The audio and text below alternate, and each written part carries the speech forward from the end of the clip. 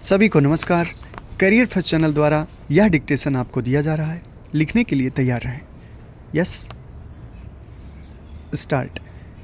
सज्जनों और देवियों, विगत 2 दशकों से मेरा संपर्क जहाँ तक कार्यालयीन कार्यभार का प्रश्न है, देश के विभिन्न भागों में कार्यरत स्वैच्छिक हिंदी संस्थाओं से रहा है।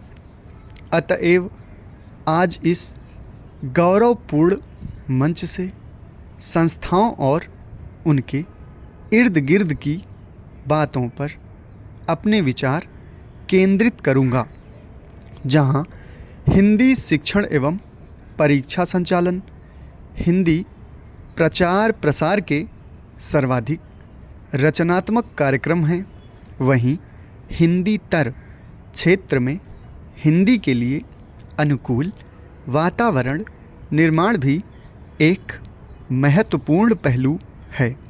आज इन कार्यक्रमों के संचालन सहज सुगम नहीं रह गए, बल्कि चुनौतीपूर्ण हो गए हैं। विद्यार्थियों की योग्यता बढ़ाने के लिए शिक्षा एवं परीक्षा के अतिरिक्त हिंदी वक्तव्य, निबंध, वाद विवाद के साथ साथ नाटक, एकांकी प्रतियोगिताएं आयोजित की जाती हैं।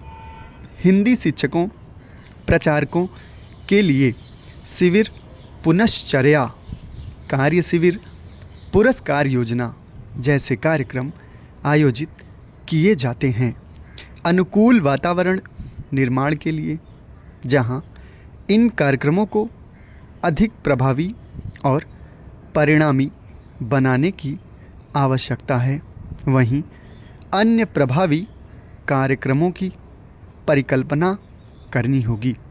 हिंदी शिक्षण, परीक्षा संचालन और वातावरण निर्माण, इन तीनों के आनुपातिक और सफल आयोजन पर विद्यार्थियों का हिंदी ज्ञान अर्थात हिंदी बोलने, पढ़ने एवं लिखने की दक्षता का पूरा दारोमदार टिका रहता है। आज जबकि बहुतेरे विद्यार्थी शिक्षक बनने की राह में प्रशिक्षण प्राप्त कर रहे हैं, तो हिंदी शिक्षक की योग्यता एवं दक्षता ऐसे ध्यान देने का विषय हैं, जो राज्य के इतने सारे हिंदी सीखने वाले विद्यार्थियों के स्तर के लिए निर्णायक पहलू है। यह नकारा नहीं जा सकता कि किसी भी संस्था के लिए उनके प्रचारक ही आधारभूत परिसंपत्तियां होते हैं।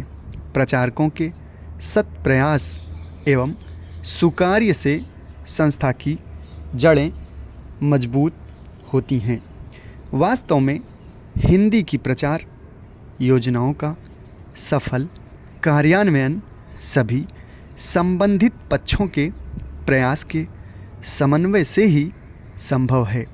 संस्था के पदाधिकारी, कार्यकर्ता, प्रचारकगण, विद्यार्थी और अंत में किंतु कदापि कम नहीं सरकारी व्यस्तता के तालमेल पर इन सब के कार्यों के उचित समन्वय का प्रयत्न स्वस्थ दृष्टि से निरंतर जारी रहना चाहिए, और यह भी ध्यान रहे कि जाने अनजाने दामन में दाग न लग जाए।